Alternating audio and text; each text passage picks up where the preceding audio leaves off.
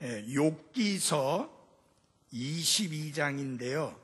1절에서 30절까지 말씀이라서 다 읽지 못하고 5절까지만 읽겠습니다. 욥기서 22장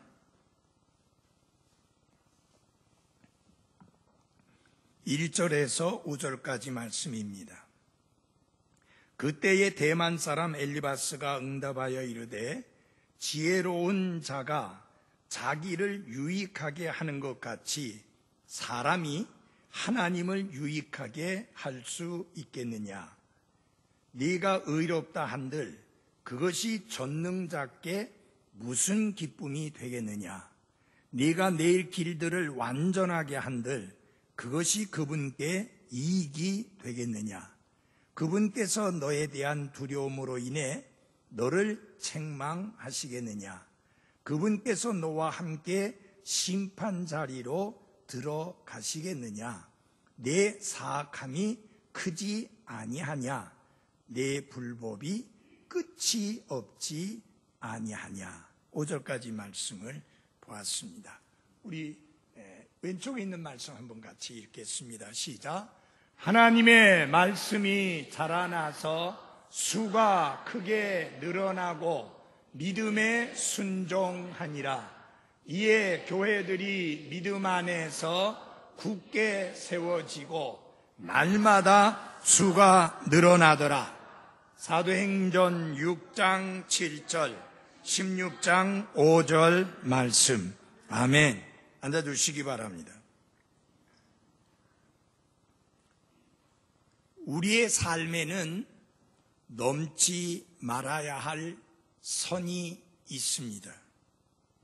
특별히 운전을 하시는 분들에게 있어서 아주 중요한 것은 중앙선을 넘지 않는 것입니다.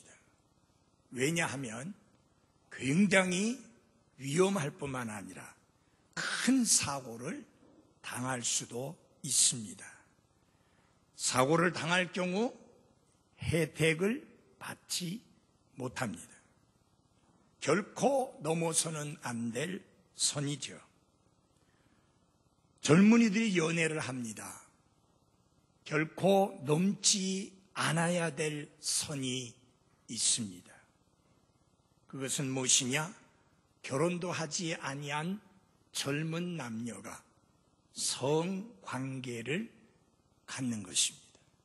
이것은 결코 젊은이들이 넘어서는 안 될, 넘지 말아야 할 선입니다. 가정생활 하는 데 있어서도 마찬가지입니다. 넘지 말아야 할 선이 있습니다. 너무나 쉽게 당신이 그런 식으로 나온다면 이혼하자라는 식의 말을 쉽게 내뱉는 사람들이 우리 주위에 너무나 많이 있습니다. 그렇게 말하는 것은 넘지 말아야 할 선을 넘은 것입니다. 특별히 인간관계 속에서도 마찬가지입니다. 우리는 넘지 말아야 될 선을 넘어서는 안 되는 것입니다. 우리가 신앙생활하면서 그리스도인으로서 살아가면서 넘지 말아야 할 선이 있습니다. 엘리바스는 그것을 무시하고 그 선을 넘어서 결코 해서는 안 될 행동, 결코 해서는 안 될 말을 함부로 내뱉는 것을 우리는 욥기 22장에서 잘 볼 수가 있습니다.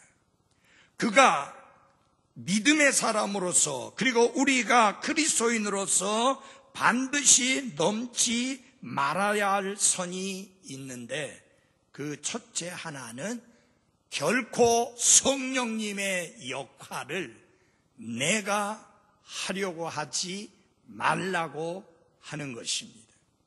엘리바스는 욥의 죄를 지적하고 비난함으로써 그가 하나님 앞에 회개하고 뉘우치도록 만들려고 무척 노력을 했습니다. 하지만 그는 욥에 대해서 넘지 말아야 할 선을 넘어버렸습니다. 무슨 말이냐? 엘리바스는 오직 성령님만이 하실 수 있는 일인 다른 사람을 판단하고 정죄하고 비난하고 심판하는 그런 말을 한 것입니다. 여러분, 죄와 의와 심판에 대해서 꾸짖게 하시고자 세상에 오신 분은 나와 여러분이 아니라 성령 하나님이십니다. 그 성령님으로 하여금 그 일을 하시도록 해야 하며 우리가 그 선을 넘어서 다른 사람의 죄에 대하여 쉽게 판단하고 정죄하는 일을 조심해야 하는 것입니다. 마틴 루터는 이런 말을 했습니다. 나는 하나님의 말씀을 사람들의 귀에 전할 뿐 그 이상은 할 수 없다. 성령님이 귀에서 마음으로 그 말씀을 움직여 주셔야 한다. 내가 하나님의 말씀을 통해서 무엇이 죄이고 무엇이 잘못된 것이고 무엇이 하나님이 기뻐할 수 없는 사악한 것인지 말씀을 전할 수는 있지만 귀로 들은 여러분의 마음속에 성령 하나님이 그 말씀을 마음속에 심어주시고 그래서 그 마음을 움직여서 죄를 깨닫게 하시는 것이 성령 하나님이 하시는 일이지 내가 하는 일이 아니다 하는 것입니다. 그래서 성령님의 역할을 하는 넘지 말아야 될 선을 넘는 그런 것을 해서는 안 된다고 하는 것입니다. 여러분, 지금 이번에 엘리바스가 22장에서 욥을 공격하고 정죄하고 비난하고 판단하고 심판하는 말을 하는데 이게 세 번째입니다. 그는 건방지고 교만스럽게도 욥의 마음을 다 안다고 생각하고 주장합니다. 욥이 그의 심중에 은밀하게 생각하는 것이 무엇인지 다 안다고 자신하면서 말을 합니다. 그리고 욥이 하나님에 대하여 어떤 생각을 하고 있는지를 다 안다고 판단을 합니다.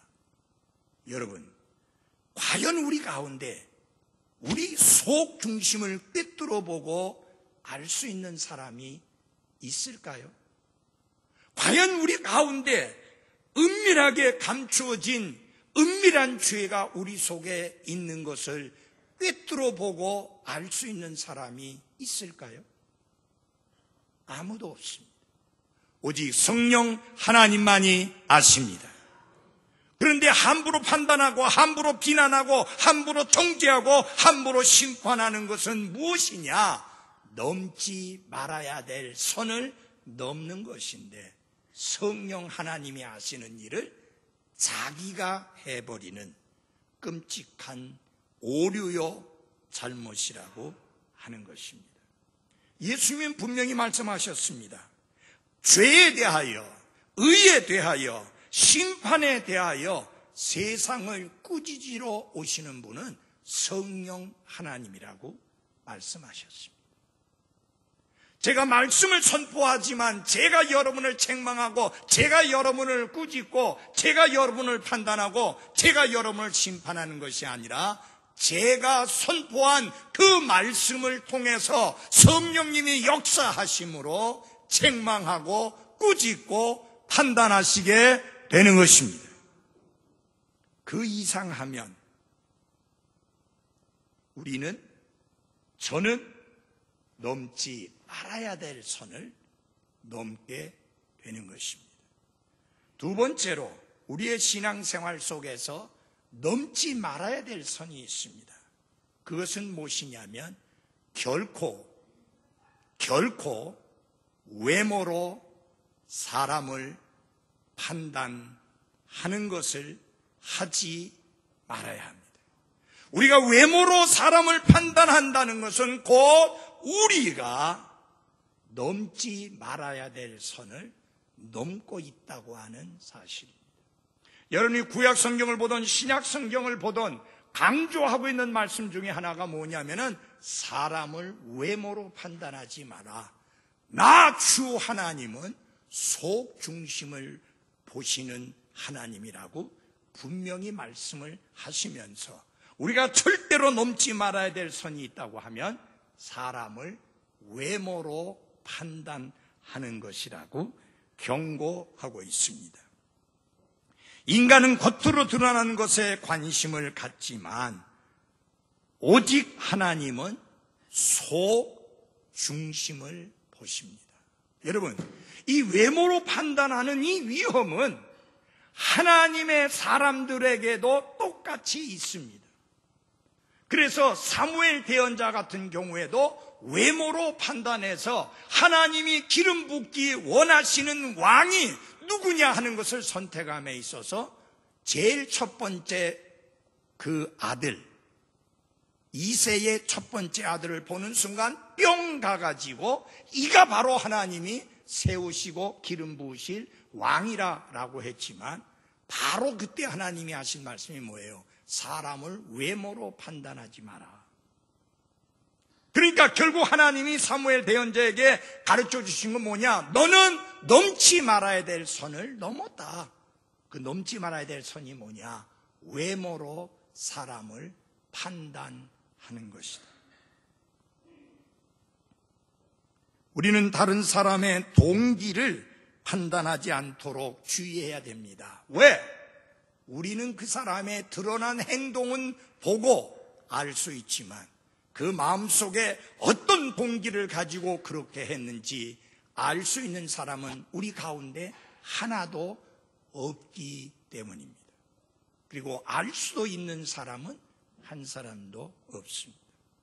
그러므로 어떤 사람이 어떤 행동을 했을 때 그 사람이 이런 동기로 했다, 이런 생각으로 했다, 이런 마음으로 했다, 이렇게 판단하지 않도록 주의해야 되는 게 그것이 뭐냐? 우리가 넘지 말아야 될 선을 넘는 것이다. 우리 마음의 동기를 읽고 아시고 판단하실 수 있는 분은 오직 한 분뿐이니 하나님 한 분뿐이십니다. 그래서 사람들이 생각하는 것이나 사람들이 느끼는 것이나 사람들의 마음속에 있는 동기가 무엇인지를 잘 아는 전문가가 된 듯이 그렇게 말하거나 행동하거나 판단해서는 안 됩니다.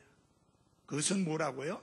넘지 말아야 될 선을 넘는 것이다. 한번 다 같이 합시다. 시작. 넘지 말아야 할 선. 운전하시는 분들은 잘 압니다. 중앙선을 넘어서 건너간다는 게 얼마나 위험하다는 거를. 만약 여러분이 중간 분리대가 없는, 과거에 88 고속도로는 중간 분리대가 없었어요. 지금은 있는지 모르겠지만 굉장히 위험했어요. 제가 알고 있는 선교사 한 분은 그 고속도로에서 사고가 나서 그 자리에서 즉사했습니다. 왜? 넘지 말아야 될 선을 넘었기 때문입니다. 그만큼 넘지 말아야 될 선을 넘는다는 것은 굉장히 위험한 것입니다. 오직 하나님만이 우리의 외모뿐만 아니라 우리의 속 중심을 들여다보시고 우리의 마음과 우리의 생각과 우리의 의도와 우리의 동기까지도 정확하게 꿰뚫어 아시는 유일한 분이십니다. 그러니까 다른 사람이 어떤 생각을 가지고 어떤 의도를 가지고 어떤 동기를 가지고 어떤 마음을 가지고 그렇게 말했고 그렇게 행동했는지를 함부로 판단하지 말라. 그것은 넘지 않아야 될 선을 넘는 것이다 라고 하는 것입니다. 누가 그런 짓을 했느냐? 엘리바스, 욥의 친구가 그렇게 했습니다. 여러분들 이 욥기 22장을 보면 그가 얼마나 넘지 않아야 될 선을 넘어서 끔찍하게 판단하고 끔찍하게 심판하고 끔찍하게 정죄하고 있는지를 잘 볼 수 있습니다. 우리가 경계해야 될 잘못된 태도다 하는 것입니다.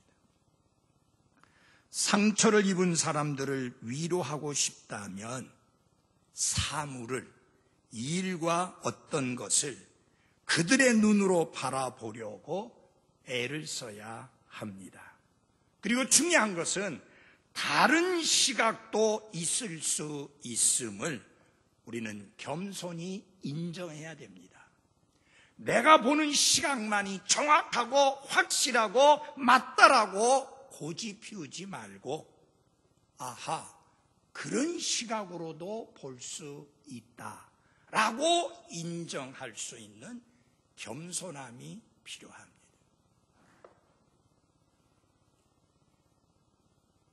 제가 정치 이야기를 별로 안 하려고 하는데 요새 보니까 한쪽으로 치우쳐가지고 넘지 말아야 될 선을 넘고 있는 정치인이 있어요.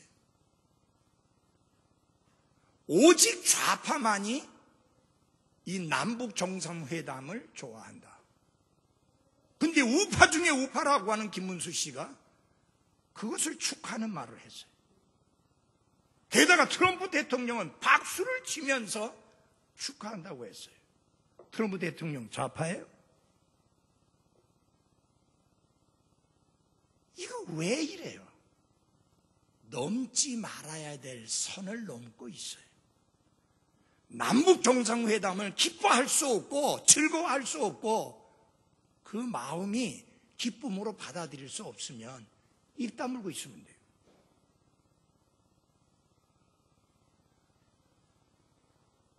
여러분, 다른 분은 어떻게 생각할지 모르지만 저의 기도 제목은 정말 이 평화협정이 잘 되어지고 남북이 자유스럽게 오갈 수 있어서 저 고향에 가서 제 고향 좀 구경도 하고 만약 기회가 주어진다면 거기 있는 사람들에게 복음을 전하고 싶습니다. 그렇다고 제가 좌파예요?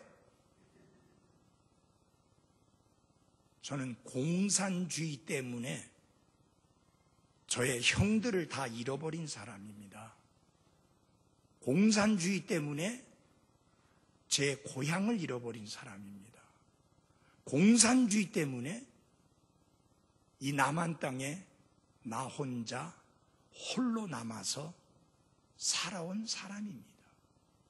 제가 좌파가 될 이유가 눈꼽만치도 없습니다. 그러나 저는 지금 남북 이 평화회담이 너무 기대가 됩니다. 하나님이 은혜를 더하셔서 이 일이 원만하게 잘 되어지기를 바랍니다. 근데 이 욥의 세 친구들은요, 편협한 생각, 한쪽으로 치우친 생각을 꽉 가지고 있었는데 그게 뭐냐면 지난번에 설교했던 인과응보의 신학입니다. 이게 무슨 말이냐?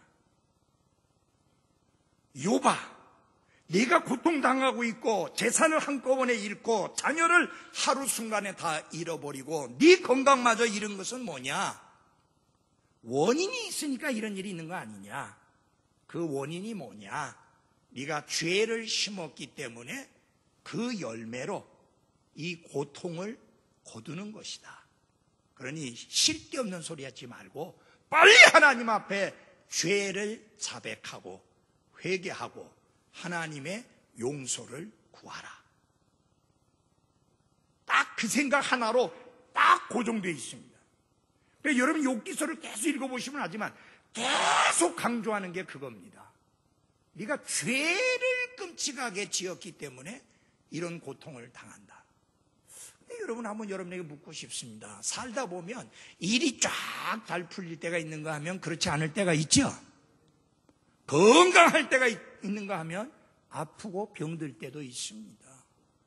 근데 내가 지금 아프고 병들었고 일이 잘 안 풀려서 힘든 상황 속에 있는데 소위 그리스도인이라는 사람이 찾아와서 하는 이야기가 형제님, 자매님, 하나님 앞에서 어떤 죄를 지어서 이렇게 끔찍한 일을 당하게 됐는지 모르는데 빨리 회개하십시오. 더 큰 일을 당하기 전에. 만약 여러분에게 찾아와서 그렇게 말한다면 위로를 받을까요? 그 말이 위로가 될까요? 아닙니다. 절대 위로가 안 됩니다. 그래서 욥은 그들을 향해서 뭐라 했냐면 너희들은 다 쓸모없는 의사들이다. 병을 고치는 의사가 아니라 오히려 병을 더 중하게 만드는 쓸데없는 의사들이다 라고 이야기했습니다. 무슨 말입니까? 오늘 이대로예요. 선을 넘지 말아야 될 선을 넘은 행동과 말을 한 사람들이 욥의 친구들입니다. 그것도 위로하러 왔다고 하는 사람들이 한 짓거리입니다. 영국의 정치가였던 올리버 크롬웰은 자기의 뜻에 동의하지 않는 어떤 사람들에게 편지를 보냈습니다. 그 편지의 내용에 이렇게 썼습니다. 그리스도의 심정으로 여러분의 생각이 틀릴 수도 있다고 생각해 주시기를 간곡히 부탁드립니다. 여러분, 이런 편지를 받으면 고집스럽게 자기 의견만 주장하지 않고 그래, 다른 시각으로도 볼 수 있겠구나 라고 생각을 바꿀 수 있게 됩니다. 부드럽지만 강한 게 바로 친절한 글과 말입니다. 우리는 하나님, 성경, 사람, 인생에 대해서는 언제나 새롭게 배워야 할 게 있는 법이라고 하는 것을 늘 기억하고 살아야 합니다. 저 이 말씀 설교한 지 50년이 넘었습니다. 이제 목사님 알 만한 거 다 아셨죠? 아니요. 아직도 아는 것보다는 모르는 게 더 많습니다. 아직도 배워야 할 게 훨씬 더 많습니다. 그래서 부지런히 요사이도 책을 사고 공부합니다. 요새는 인체의 신비에 대한 것과 인체의 창조에 대한 책을 사가지고 하나님이 우리 몸을 얼마나 놀랍게 창조하셨는지를 과학적으로, 의학적으로 깊이 있게 살펴보는 그런 책을 공부합니다. 우리는 좋은 러너, 학습자가 되어야 합니다. 주님 앞에 갈 때까지 우리는 배우는 자로서 살아야 합니다. 그리고요, 남의 말을 잘 들을 줄 아는 그런 사람이 돼야 합니다. 엘리바스는 마치 하나님이 자기를 검사로 세워준 것처럼 욥을 데리고 법정으로 가가지고 욥을 피고인으로 세워놓고 하나님 앞에 그의 죄에 대하여 하나하나 낱낱이 하나님께 고소하는 그런 내용이 여기 욥기 22장의 내용입니다. 세 가지로 엘리바스는 세 가지 죄목으로 지금 욥을 고소하고 있습니다. 첫째, 하나님이여, 두말할 필요 없습니다. 욥은 죄인입니다. 뭐 많이 살펴볼 것도 없습니다. 깊이 살펴볼 거 없습니다. 욥은 죄인입니다. 그게 1절에서 11절까지 내용입니다. 그 다음에 두 번째로, 사람들이 생각하기에 욥이 경건한 사람 같고 의롭게 산 사람 같고 하나님 앞에서 반듯하게 산 것 같고 곧바르게 산 것 같은데 아닙니다. 하나님, 실은 욥이 자기 죄를 은닉하고 있기 때문에, 감추고 있기 때문에 그렇지요. 들춰보면 다 드러납니다. 그것이 12절에서 20절까지 내용이에요. 세 번째로는, 하나님이요, 저가 살 길은 하나밖에 없습니다. 하나님께 회개하고 돌아서야 합니다. 그렇게 하나님 앞에 이제 고소를 합니다. 그게 21절에서 30절까지의 내용입니다. 자, 여기 엘리바스는 욥에 대하여 이렇게 이야기를 합니다. 22장 우선 5절만 같이 읽겠습니다. 22장 5절입니다. 시작. 내 사악함이 크지 아니하냐, 내 불법이 끝이 없지 아니하냐. 그의 사악함이 크다는 거예요. 그 불법이 얼마나 많은지 끝이 안 보일 정도다. 하나님이여, 욥은 죄인입니다. 뭐 더 말할 게 없습니다. 첫째, 그는 교만한 자입니다. 그는 아주 교만한 죄인입니다. 이게 1절에서 3절까지의 내용입니다. 그래서 엘리바스는 욥이 마치 자신의 인격과 행위가 하나님께 매우 중요한 의미를 가지고 있고 유익한 것처럼 그렇게 말하고 행동하고 있는데, 사실은 그렇게 하는 이유가 있습니다. 그가 교만하기 때문입니다. 사랑하는 여러분, 그의 말이 얼마나 잘못되었느냐 하면요, 욥의 인격과 욥의 행위는 하나님께 매우 중요합니다.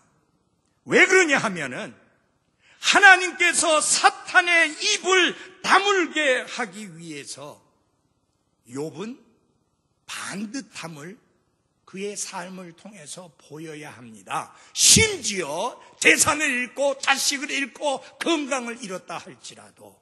왜? 사탄이 뭐라고 그랬어요?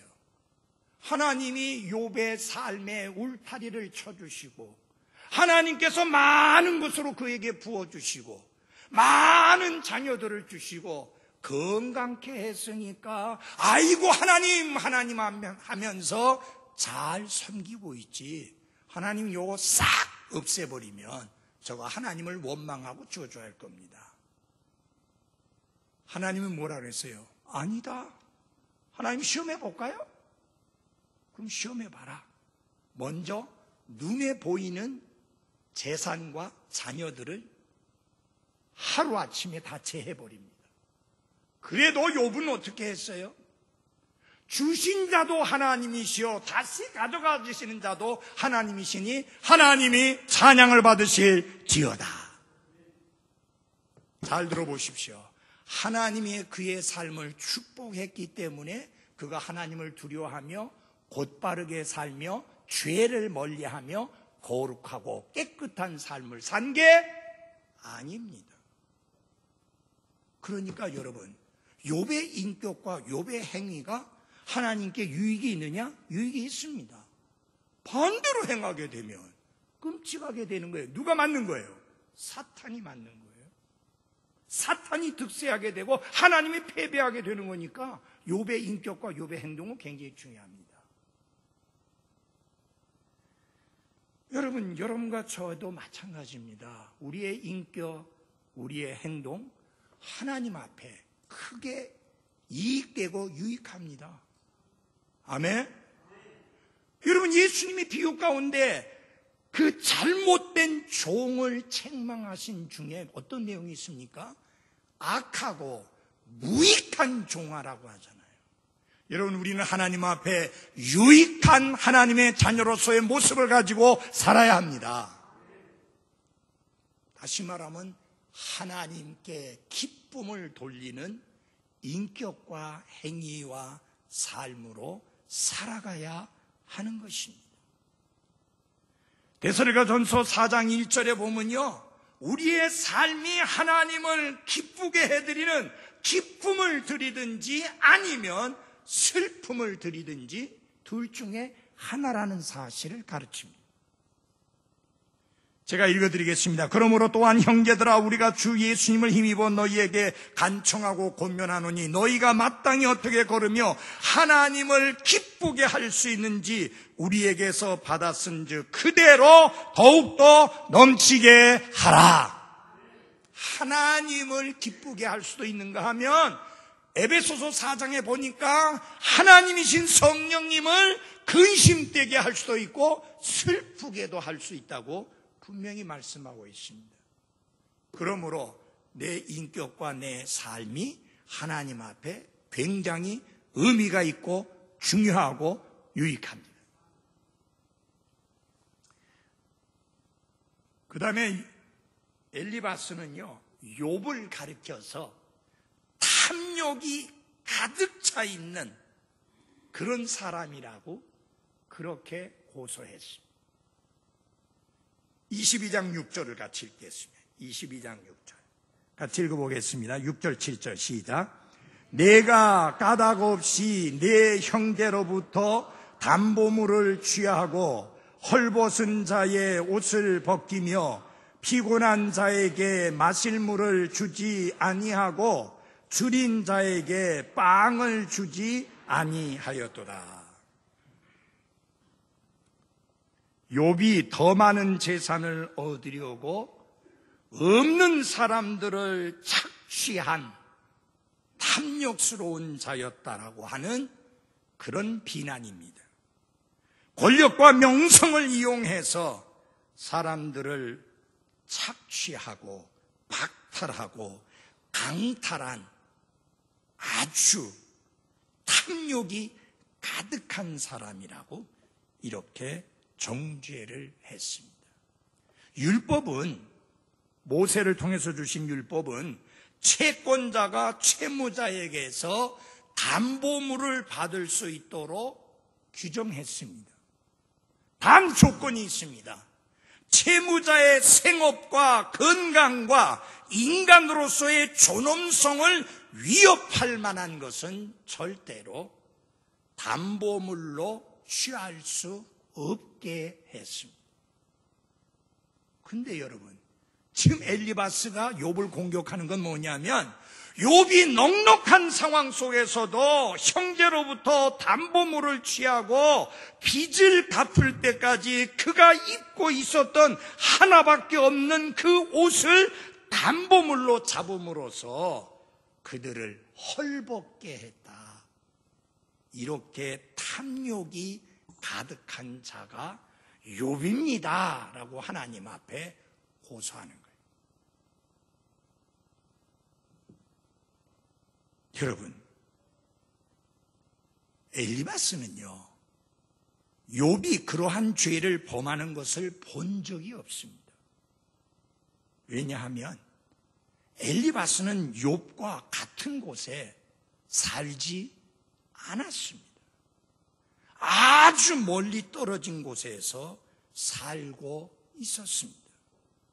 그런데 욥이 가난한 사람들에게 그렇게 대했다는 것을 어떻게 알았을까요?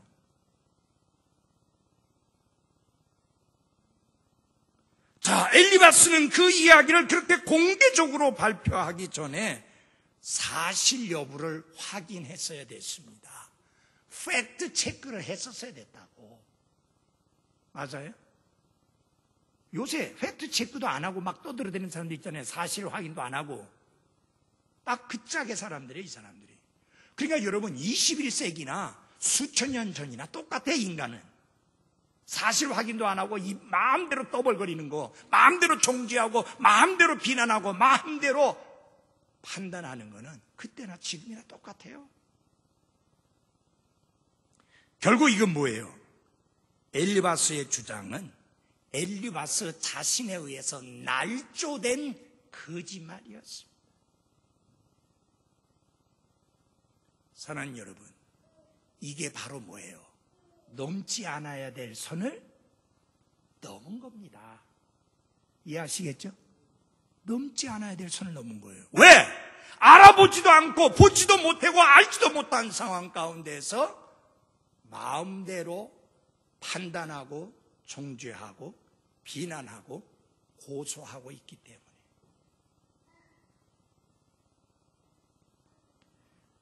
우리가 욥기서 29장에 보면요, 욥은 많은 사람들에게 도움을 주었던 경건한 사람이었습니다.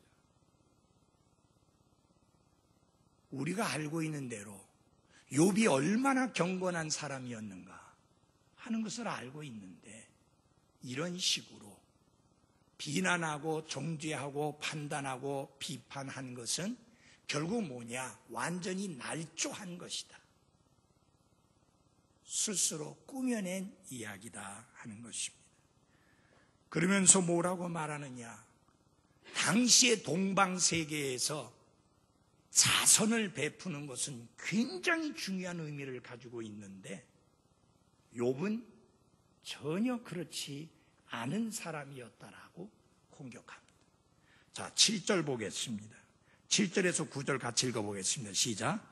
피곤한 자에게 마실 물을 주지 아니하고 줄인 자에게 빵을 주지 아니하였도다. 그러나 강한 자로 말하건대 그는 땅을 소유하였으며 존귀한 자는 거기서 살았도다.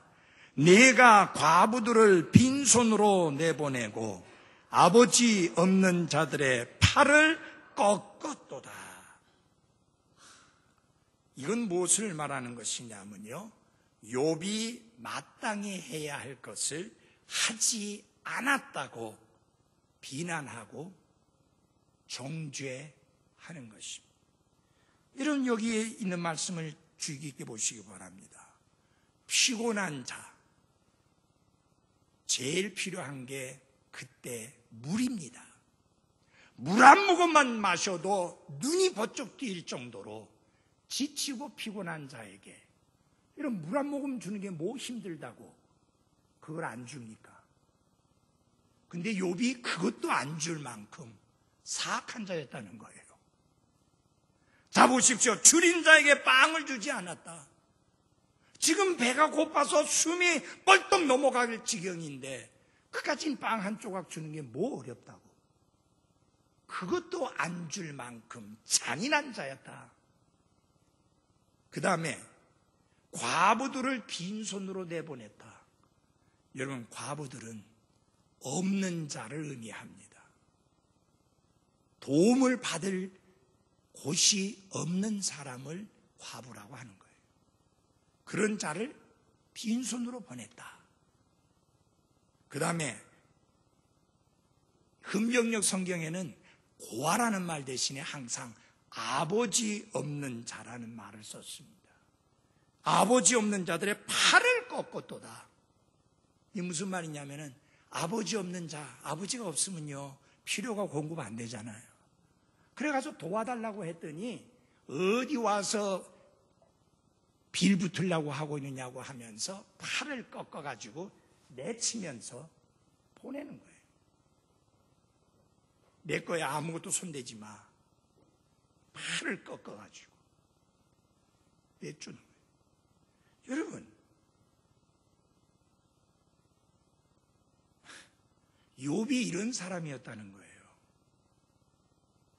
그의 판단이, 그의 비난이, 그의 심판이 얼마나 넘지 말아야 할 선을 넘었는지를 잘 보여주고 있습니다. 하나님께서 욥의 기도에 응답하지 않고 답변을 주시지 않는 건 너 아느냐? 그 이유를 아느냐? 네가 한 짓거리를 보면 당연히 하나님이 응답하지 않을 수 없다. 하나님이 전혀 응답할 수가 없다. 그렇게 말합니다. 여러분, 하나님이 욥에게 응답하지 않은 건 아니에요. 응답을 하셨는데 한 가지만 안 가르쳐 주셨어. 그게 뭐냐? 왜 그가 고난을 당하는지. 그것만은 안 가르쳐 주셨어.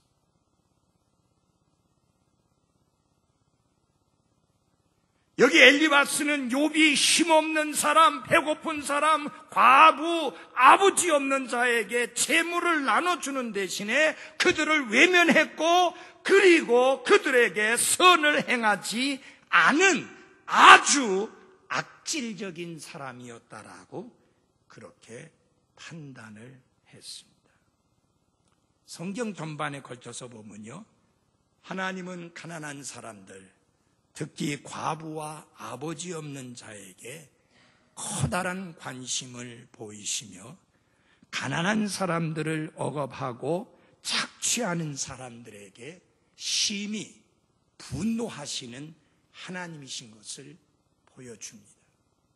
그래서 대언자들은 궁핍한 자들을 탄압하고 가난한 자들을 착취한 정치 지도자들과 종교 지도자들을 맹렬히 비판하는 그런 말씀을 선포하기도 했습니다. 예수 그리스도께서도 가난한 자들에게 특별한 관심을 보이셨고 초대교회 또한 예수 그리스도의 본을 따라 그렇게 했습니다. 여러분, 엘리바스는 믿음의 사람입니다. 살아계시고 참되신 하나님을 알고 섬기는 신앙인입니다. 하나님을 두려워할 줄 아는 사람입니다. 그럼에도 불구하고 자기가 옳다는 것을 증명하기 위해서 욥이 범하지도 않은 죄들을 끌어내어 가지고 하나하나 나열하면서 욥을 공격하고 있습니다. 그것은 무엇입니까? 그가 넘지 않아야 될 선을 넘고 있다라고 하는 사실. 그러면서 엘리바스는 이렇게 합니다. 내가 정말 이렇게 이야기를 하는데 내 말이 사실인 것을 증명해 보여주겠다. 그게 10절과 11절입니다. 다 같이 보시겠습니다. 10절, 11절 같이 읽겠습니다. 시작. 그러므로 올가미들이 너를 둘러싸고 갑작스러운 두려움이 너를 괴롭히며 또는 어둠이 너로 하여금 보지 못하게 하고 넘치는 물들이 너를 덮느니라. 봐라. 네가 큰 시련을 겪고 있고 그렇게 흑암과 위험과 고통에 처해 있는 이유가 뭐냐? 네가 경건치 아니한 사람이요 하나님 앞에서 사악하게 행했다고 하는 것을 하나님이 지적하시는 하나님의 손길이다 라고 하는 것입니다. 친구로부터 이런 비난과 정죄를 받은 욥, 정말 하나님이 위로해 주시고 상처를 싸매 주시고 치료하지 아니하신다면 어디에서도 위로받을 수 없는 사람인데, 여러분 아직까지는 하나님의 위로가 오지 않지만 우리가 조금 더 뒤로 넘어가 보면 하나님이 정리해 주시고 해결해 주십니다. 욥의 친구들에게는 욥에 가서 용서를 빌라고 말하게 하고, 하나님은 욥을 통해서 그들에게 용서의 손길을 펼치시는 그런 멋진 모습을 보여줍니다. 사랑하는 그리스도인 여러분, 살다 보면 억울한 때 많이 있잖아요. 살다 보면 여기서 이렇게 올라오는 것 같은 그런 정말 분통 터지는 일이 있지 않습니까? 내가 내 마음을 열어서 보여줄 수만 있다면 보여주겠는데 그것도 불가능하고, 그래서 속만 타는